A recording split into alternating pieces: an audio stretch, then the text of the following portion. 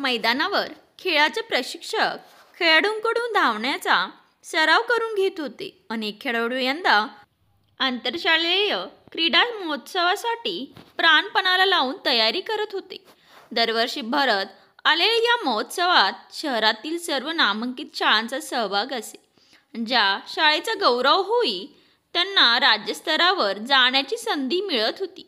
याचमुळे यंदा विद्यानिकेतन विद्यालयाने आपल्या विद्यार्थ्यांमधून सर्वोत्तम खेळाडूंना खेळण्यासाठी प्रेरित केले होते. स्पर्धेत बाजी मारण्याच्या उद्देशाने त्यांच्याकडून कसून सराव करून घेतला जात होता. या खेळामध्ये पळणे, 3 पायाची शर्यत, लंगडी, गोळाफेक, थाळीफेक आणि क्रिकेटचा समावेश होता. अभ्यासात कधीही मागे न राहिलेल्या विद्यानिकेतन विद्यालयाला यंदा आपण खेळातही अव्वल आहोत याची सिद्धता करून द्यायची होती. यासाठी शाळेतील क्रीडा शिक्षक श्री मंदार गोळे सर हे विद्यार्थ्यांना प्रशिक्षण देत होते. मंदार हे देखील उत्तम धावपटू आणि फलंदाज होते. धावपटू असल्याने मैदानी कवायतीत त्यांचे प्रावीण्य होतेच. यामुळे आपल्या शाळेतलाही राज्यस्तराच्या स्पर्धेत खेळवण्याचे स्वप्न उराशी बाळगून त्यांनी ही अपार मेहनत घेण्याचे ठरवले होते. या स्वप्नासाठी त्यांना शाळेकडून वेगळे मानधनही दिले जाणार नव्हते. मात्र सच्चा खेळाडू असलेल्या गोळेसर यांच्या जिद्दीला कोणतेच मोल नव्हते. सकाळी लवकर उठणे, घर झाडलोट करणे, 3 किलोमीटर अंतरावर असलेल्या गावाच्या विहिरीवरून पाणी आणण्यासाठी लांब पावले टाकत धावत जाऊन पाणी आणणे, मग स्वतःचा डबा करून शाळेत पोहोचणे अशी होती मीना. हिची रोजची धावपळ. लहानपणीच आईचे छत्र हरवून बसलेली आईच्या मायेला पारखी होऊ नये म्हणून रिक्षा चालक वडिलांनी दुसरे लग्न केले. मात्र सावत्र आईला स्वतःच्या मुलांची आस होती. त्यामुळे त्यांनी कधीच मीनाशी आईचे नाते ठेवले नव्हते. मीनाकडून घरातलं अधिकाधिक कामे त्या करून घेत होत्या.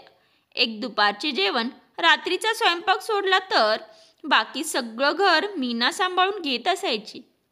जन्म झाल्यावर फार काही कळत नसताना तिला फार समजून उमजून वागण्यास भाग पडले. वेळेने शिकवले होते. आपल्या वडिलांच्या चेहऱ्यावर कायम हसू असावे, आपल्यामुळे त्यांच्या गौरवात भर पडावी यासाठी ती सतत प्रयत्नशील असायची.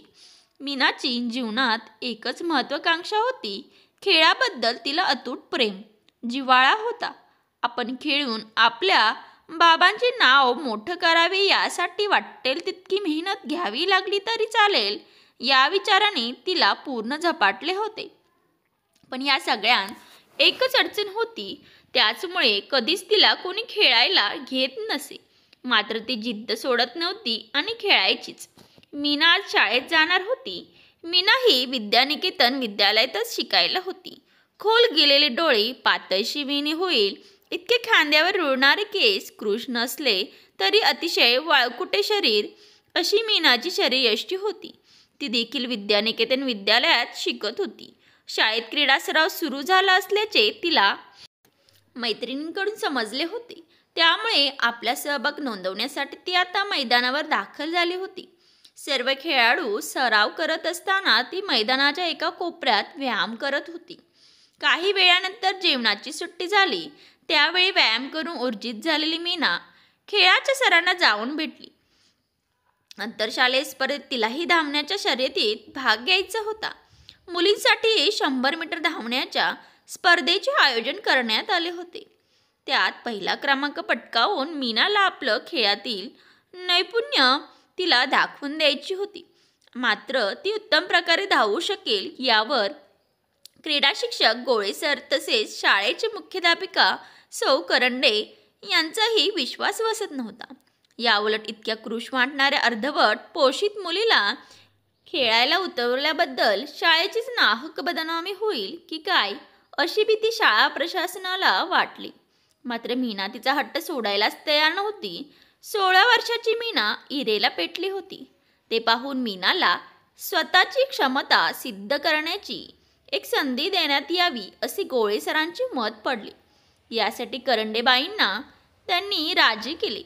त्यामुळे मीनाला तिच्या सर्वोत्कृष्ट धावपटू होण्याच्या ध्येयाकडे जाणाऱ्या वाटेवरील पहिल्या स्पर्धेला सामोरे जायचे होते.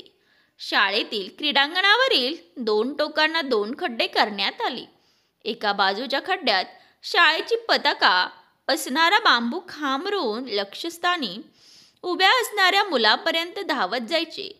त्याच्याकडून दुसरी तशीच पताका घ्यायची आणि तिथे केलेल्या खड्ड्यात ती रोवायची. आणि हे सर्व करण्यासाठी मीनाला 1 मिनिट इतका अवधी देण्यात आला होता. जर तिला त्याहून जास्त वेळ लागला, जो लागण्याची शक्यताच अधिक होती, तर मीना पुन्हा स्पर्धांचे नावही घेऊ शकणार नव्हती. इशाऱ्याची शिट्टी फुंकली गेली तशी मीनाने धावण्यास सुरुवात केली. पहिल्यापासूनच तिने धावण्याची गती जोरदार वाढवायला सुरुवात केली. त्यामुळे काही अंतर कापल्यानंतर तिच्या डाव्या टाचेला लचका बसला. त्यामुळे कसाबसा मीनाने आपला तोल सावरत धावणे सुरूच ठेवले. शेवटीची 15 सेकंद बाकी होते. मीनाचे लक्ष अजूनही 50 फुटांवर होते. मात्र तिथेच मीनाने जमिनीवर लोळण घेतली. तिचा पाय घसरला. मात्र कोणाला काही कळण्याच्या आतच ती पुन्हा उठून उभी राहिली आणि धावायलाही लागली. सगळेच आता अगदी आनंदाने तिचा खेळ पाहण्यात दंग होते. आतापर्यंत गोळे सरांच्या चेहऱ्यावर आनंद उमटला होता. 58व्या सेकंदातच मीनाने तिचे लक्ष पार केले होते. पताका खड्ड्यात रोवेपर्यंत 1 मिनिट होऊन गेला होता. मात्र ज्यावेळी तिने पताका रोवली त्यावेळी धाडकन तिथेच ती कोसळली. तिची शुद्धच हरपली. एकाएकी मुख्याध्यापिका गोळे सर यांनी तिच्याकडे धाव घेतली. प्रथमोपचार पेटी आणली गेली. तिला सरबतही पाजण्यात आले. काही मिनिटातच मीना शुद्धीवर आली. अशा प्रकारे मीना क्रीडा स्पर्धात खेळणार यावर शाळेने शिक्कामोर्तब केले. इथून पुढे मीनाचा प्रवास खडतर होता. आपल्या अपोषित राहिलेल्या शरीराला क्रीडा कारकिर्दीत तिला बाधा बनवू द्यायची नव्हती. यासाठी तिने गोळेसर यांची विशेष मदत घेण्याचे ठरवले. यासाठी मीनाने स्वतःमध्येच प्रचंड ऊर्जास्रोत निर्माण करण्याचे ठरवले. कोणताही नकारात्मक विचार काढून टाकून केवळ कुठल्याही प्रश्नांवर होकारार्थी समाधान मिळवण्याचे सकारात्मक चिकाटीने प्रयत्न करण्याचे तिने सुरू केले. यासाठी ती रोज सकाळी पाणी आणायला जातानाही धावतच जात असे. त्यानंतर सकस पोषक आहार म्हणून दूध प्यायला सुरुवात केली. त्यासोबत फलाहारही सुरू केला होता. यानंतर ती रोजच्या वेळेपेक्षा लवकर शाळेत येत असे. इतर मित्रमैत्रिणींसोबत तिने योगाभ्यास, सूर्यनमस्कार, प्राणायाम करू लागली. यानंतर तिला धावण्याच्या विशेष सरावासाठी शाळेजवळील जॉगिंग पार्कवर जाण्याची मुभा देण्यात आली होती. तिथे रोजच्या सकाळ संध्याकाळ ती धावण्याचा, चालण्याचा सराव करत असे. तिथे असलेल्या ग्रीन जिमद्वारे व्यायाम करून शरीराला सुयोग्य आकार, भरपूर पोषण मिळावे यासाठी अथक परिश्रम घेणे सुरू केले. याचसोबत रोज संध्याकाळी ती गोळे सरांच्या घरीही जात असे. सुरुवातीचे काही दिवस शाळेतील शिक्षक शिपाई यांना हे समजल्यावर काहीही वाटले नाही. मात्र नंतर त्यांना संशय येऊ लागल्यावर त्यांनी मुख्याध्यापकांचे कान भरवण्यास सुरुवात केली. अशा प्रकारे सर्व काही सुरळीत पार पडत होते. मीना सकाळी शाळेत यायची. अभ्यास आणि शारीरिक कवायती, धावण्याचा सरावही करायची. तर जॉगिंग पार्कवर जाऊन चालणे, धावणे, शोल्डर बिल्डर तसेच इतर ग्रीन जिमच्या उपकरणांचा पुरेपूर वापर करून घेत तिने व्यायाम करायला सुरुवात केली होती. वाढत्या वयातील शरीरानेही तिला योग्य असा प्रतिसाद द्यायला सुरुवात केली होती. चाचणी परीक्षा शाळेत होऊन गेल्या होत्या. आता 6माही आणि मग 3ऱ्या हिवाळी सत्रात स्पर्धा होणार होत्या. त्यामुळे नाही म्हटले तरी 8-9 महिने सहज तिच्याकडे होते.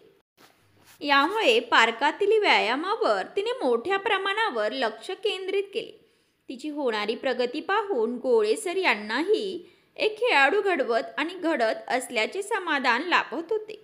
याचमुळे इतर काही सहशिक्षकांना त्यांच्याबद्दल मत्सर जागा झाला आणि त्यानंतर त्यांनी मुख्याध्यापकांकडे मीनाच्या रोज संध्याकाळी सरांच्या घरी जाण्याकडे कान फुंकायला सुरुवात केली. करंडेबाईंनाही त्याबद्दल शंका आली, पण स्पर्धेनंतर त्यांनी त्याचा सोक्षमोक्ष लावायचे ठरवले. असेच सराव करता करता मीनाचे 8-9 महिने निघून गेले. 8-9 महिन्यात मीना पूर्णपणे बदलली होती. म्हणजे पूर्वीप्रमाणे कृश दिसत नव्हती. तिच्या हातापायांचे स्नायू बळकट झाले होते. शरीराने चांगली कसवट धरली होती. चेहऱ्यावर तजेला तर नजरेत भेदकता दिसू लागली होती. त्यात ही खेळाडू असल्याने तिच्यात एक भरदारता होती, ज्याकडे बघून आता अनेकांनाच भुरळ पडायची. मात्र त्यांच्या वाकलेल्या नजरेला तिचीही तेवढीच खुन्नशी नजर असायची. या सगळ्या गोष्टी त्या नजरा भेडसावायला लागत असल्या तरी तिने त्याकडे संपूर्ण दुर्लक्ष करून तिचे ध्येय गाठण्याकडे लक्ष केंद्रित केले होते. आणि तो दिवस येऊन ठेपलाच. स्पर्धेच्या दिवशी अनेक शाळा आंतरशालेय स्पर्धेत सहभागी झाल्या होत्या. सर्वप्रथम धावणाऱ्यांचीच शर्यत ठेवण्यात आली होती. दिवसभर चालणाऱ्या स्पर्धेच्या फेऱ्यांत अगदी सहज प्रतिस्पर्धीवर मात करत मीना अंतिम फेरीत पोहोचली होती. या अंतिम फेरीत मीना अगदी नवखी होती. तर इतर 4 खेळाडू मात्र गतवर्षाचे विजेते, उपविजेते राहिलेले होते. त्यामुळे मीना आणि त्यांच्यातली ही लढाई अतिशय चुरशीची होती. स्पर्धेच्या अंतिम फेरीचे बिगुल फुंकले गेले. सगळ्यांनी धावायला सुरुवात केली. मीनाने लवकरच प्रथम क्रमांकावर धावणाऱ्याच्या सोबतीने धावण्यास सुरुवात केली. आता लक्ष्य काही फुटांवर राहिलेले होते. वेळेचे बंधन या फेरीत नसले तरीही लक्ष्य प्रथम क्रमांकाने पार करणे गरजेचे होते. तरच विजेतेपदाला गवसणी घालता येणार होती. मीना जिंकणारच होती. तेवढ्यात तिच्या प्रतिस्पर्धेने तिला पाडायचा पुरेपूर प्रयत्न केला. मीनाच्या पायात पाय अडकवून तिला खाली कोसळण्याची शर्त प्रतिस्पर्धीकडून करण्यात आली. पण अशा संकटावर मात करून जिंकायला मीना कधीच शिकली होती. यामुळे ज्यावेळी ती पडते असे तिच्या लक्षात आले तेव्हा एक मोठा श्वास घेऊन तिने उडी घेतली आणि तिची विरोधक धावत असतानाच ती हवेत झोपावत अगदी लक्ष्याच्या सीमेवर येऊन पोहोचली. त्यानंतर अपेक्षित तेच घडले. अगदी सहज आंतरशालेय धावण्याच्या शर्यतीत मीना जिंकली होती. तिची जिद्द, चिकाटी आणि कष्टाचे फळ तिला मिळाले होते. तिच्या चेहऱ्यावर आता अभिमानाचे हास्य म्हटले होते. पहिल्या क्रमांकाचे बक्षीस मेडल आणि शाळेसाठी ढाल तिने स्वीकारली. त्यावेळी तिने प्रोत्साहन दिल्याबद्दल आपल्या पालकांचे ऋण मानले. संधी दिल्याबद्दल शाळेच्या मुख्याध्यापकांच्या बद्दलही तिने आदरभाव आपल्या बोलण्यातून प्रकट केले. मात्र आपल्या मनोगतात शेवटी तिने विशेष आभार श्री मंदार गोळे सर यांचे मानले. रोज व्यायाम सराव करून घेणे, अभ्यासही चुकू नये म्हणून संध्याकाळी त्यांच्या घरी मीनाचा अभ्यास घेणे, पायांना मालिश करण्यासाठी तसेच इतर औषधोपचार, प्रोटीन्स पावडर या सगळ्यांसाठी सौ गोळे यांनी मीनाला जी मदत केली होती त्याबद्दल ती आयुष्यभर त्यांची ऋणी राहू इच्छित होती. या क्षणानंतर गोळे सर आणि मुख्याध्यापिका करंडेबाई यांच्या डोळ्यात मीनाबद्दल, शाळेबद्दल गर्व दाटून आला होता. मात्र मीना आणि सर यांच्या चारित्र्यावर संशय घेणाऱ्यांच्या डोळ्यात प्रचंड लाज होती, स्वतःबद्दलची. मित्रांनो, ही कथा तुम्हाला कशी वाटली? आवडली असेल तर लाईक करा, शेअर करा आणि चॅनलवर नवीन असाल तर सबस्क्राईब करायला विसरू नका. धन्यवाद.